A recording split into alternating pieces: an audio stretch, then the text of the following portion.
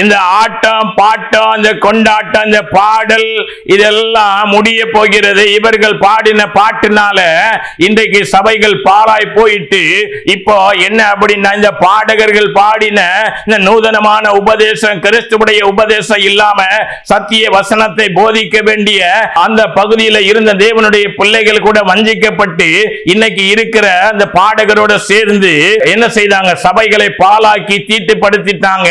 நான் சொல்லல, தேவன் அந்த நபர்களை கொண்டு நிறுத்தி இவர்களாலே சபைகள் பாழாக்கப்பட்டது என்று சொல்லி சில முறை காண்பித்திருக்கிறாங்க. பல முறை பிராடு விட விரும்பல.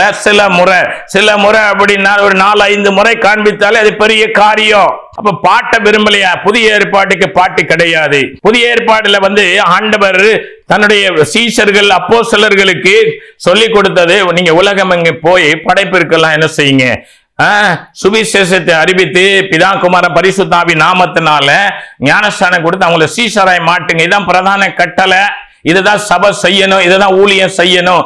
பாட்டு அதெல்லாம் சம்பந்தம் கிடையாது. அப்ப இதுக்கு முன்னால பாடி இருக்காங்க. இதுக்கு முன்னால பாடின தேவ மனுஷர்கள்லாம் என்ன செய்தாங்கன்னா, தேவ சமூகத்துல விழுந்து கிடந்து அவங்க உபவாசம், கண்விழிப்பு, அர்ப்பணிப்பு இதெல்லாம் செய்து அவங்க பணத்துக்காக பாட்டு எழுதி பணம் சம்பாதித்து என்ன செய்யல, காணப்படல.